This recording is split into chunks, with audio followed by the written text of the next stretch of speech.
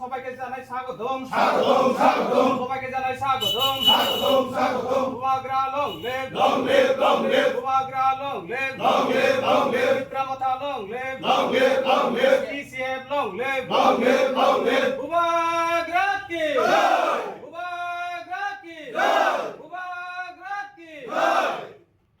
প্রথমে আজকে আমাদের মিডিয়া বন্ধুদেরকে স্বাগত। এই মুহূর্তে আমাদের যে অনুষ্ঠান, যে সিমলা ব্লক কমিটির উদ্যোগে আজকে হেজামারা সিমলা ব্লক কমিটির হেড অফিসে একটা মিটিং অনুষ্ঠিত হয়। এই মিটিংয়ে আমাদের মাঝে উপস্থিত আছেন আমাদের রাজ্যের মন্ত্রী তথা এলাকার বিধায়ক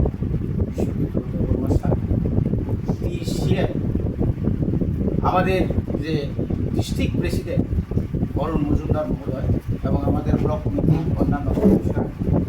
খুবই আনন্দিত এবং আজকের দিনে আমরা আরও মনোহর বিশ্বাসের নেতৃত্বে যে 12 ফ্যামিলি এবং 59 ভোটার আজকে ভারতীয় জনতা পার্টি ছেড়ে ওনারা ত্রিপুরা মঠা এবং পিসিএফের আদর্শে অনুপ্রেরিত হয়ে আজকে আমাদের দলে ওনারা যোগদান করেছেন।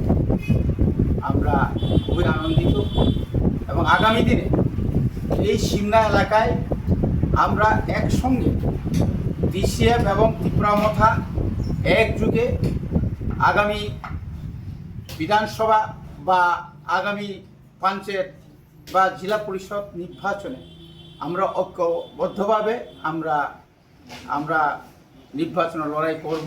শুধু নির্বাচন লড়াই নয়, বর্তমান এলাকায় বিশেষ করে 65টি গ্রাম পঞ্চায়েতে যেভাবে দুর্নীতি হচ্ছে, এটার একটা প্রতিফলন আজকে আমাদের মাঝে যে মনোহর বাবুরা, আমাদের অন্যান্য যুবকরা এইভাবে যে দলত্যাগ করেছে, এটা থেকে পরিষ্কার হয়ে যাচ্ছে যে আর সিমলাতে বিজেপি থাকবে না এবং আগামীতে বিজেপি শেষ হয়ে ত্রিপুরা মঠা অর্থাৎ পিসিএফ তারা সবাই যোগদান করবে এবং আগামী গ্রাম পঞ্চায়েত, জেলা পরিষদ বা পঞ্চায়েত সমিতিতে আমরা একদম 100% আমরা জোর গলায় বলবো যে আমরা এই সিমলা এলাকার যতগুলো পঞ্চায়েত, গ্রাম পঞ্চায়েত সমিতি বা জেলা পরিষদ যে সিট আমরা বই এটা আমরা আশা রাখছি।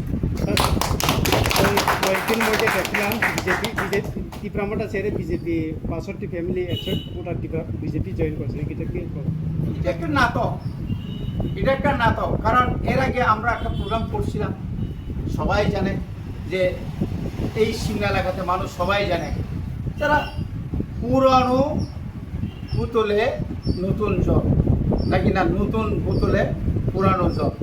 কারণ ওই লোকগুলা কি যদি আমরা হিসাব করি যে এখানে যে ওই দিনের যে ঘটনাতে কোনো লোক নন্দী বাবুরা আগেই চলে গেছেন।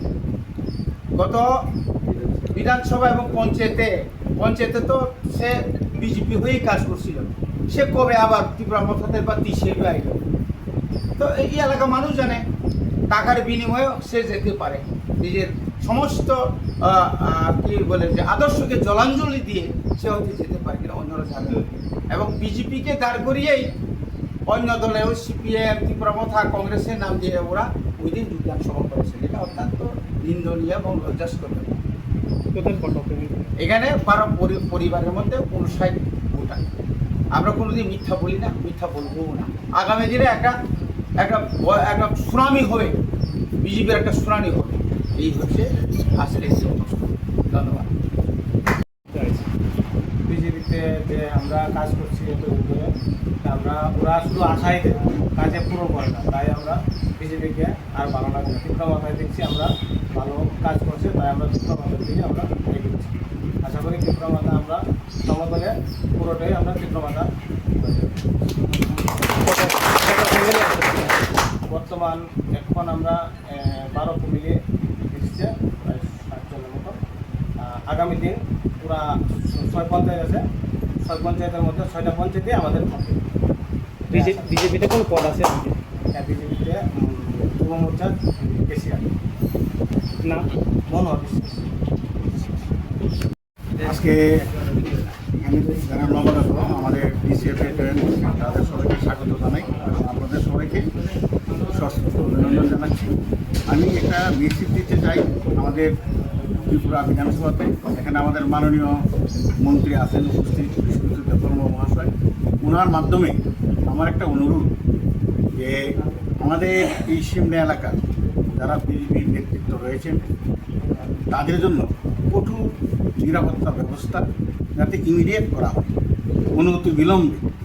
এর কারণ গত বেশ কিছুদিন যাবৎ লক্ষ্য করছি মানুষের যে পুঞ্জীবিত খুব গত 8 বছরে এটা এমন একটা জায়গা থেকে পৌঁছেছে, তার একটা স্বরূপ হচ্ছে এই যে আমাদের টিসিএফে বা তীব্রমতায় জয়েন করা, আর আরেকটা স্বরূপ যেটা আমরা কীভাবে দেখুন এটা হয়তো বা খুব দুঃখজনক হতে পারে। এই জন্য তাদের নিরাপত্তার ব্যবস্থা করা হোক।